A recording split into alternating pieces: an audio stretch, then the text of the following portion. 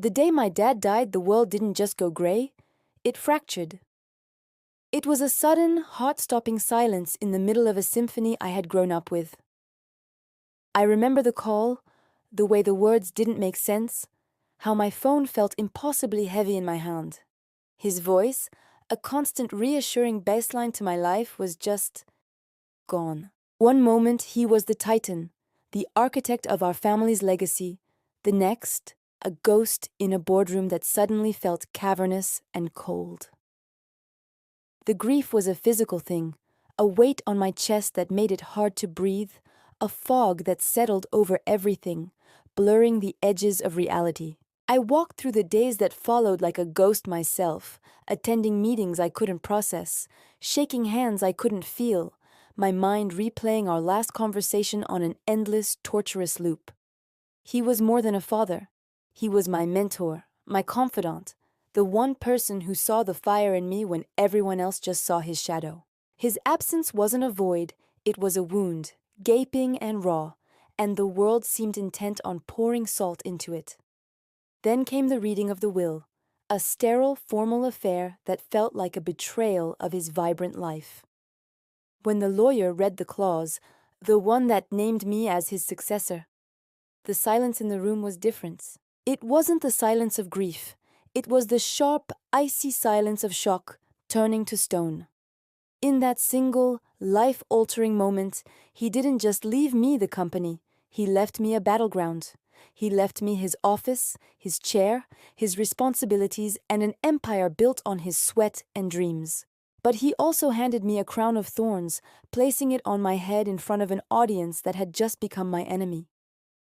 The weight of his legacy settled onto my shoulders, a mantle I had spent my life preparing for, but never truly believed I would wear so soon. And certainly not like this. I looked at his name on the company letterhead, and for the first time it felt less like an honor and more like an accusation. The shift was immediate, brutal. The same arms that had offered stiff, awkward hugs at the funeral were now crossed in defiance. The whispers that had been about shared memories turned into hushed, venomous conspiracies in hallways I now commanded. My family, my own blood, now looked at me with a coldness that chilled me to the bone. My uncles, who had patted my head as a child, now saw me as a usurper. My cousins, with whom I had shared holidays and secrets, now saw me as an obstacle.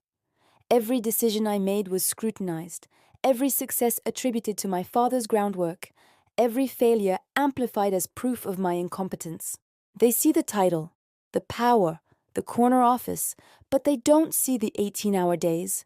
They don't see the gut-wrenching choices, the payrolls I sweat over, the gnawing loneliness of a position where every friendly face might be hiding a dagger. They see a girl who was given a kingdom, not the woman who is bleeding to keep it from crumbling. Their campaign is relentless. They want me out. It's a war of 1,000 cuts, fought in shareholder meetings and over tense family dinners that have become tribunals. They leak half-truths to the press, they challenge my authority with the board, they sow dissent among longtime employees who still see my father's face when they look at me. They want to dismantle what I'm trying to build, to restore the company to what they believe is its rightful order, with one of them at the helm. They call me reckless for pursuing new markets, arrogant for restructuring departments, disrespectful for daring to innovate beyond my father's vision. They don't understand that standing still is the fastest way to die in this industry.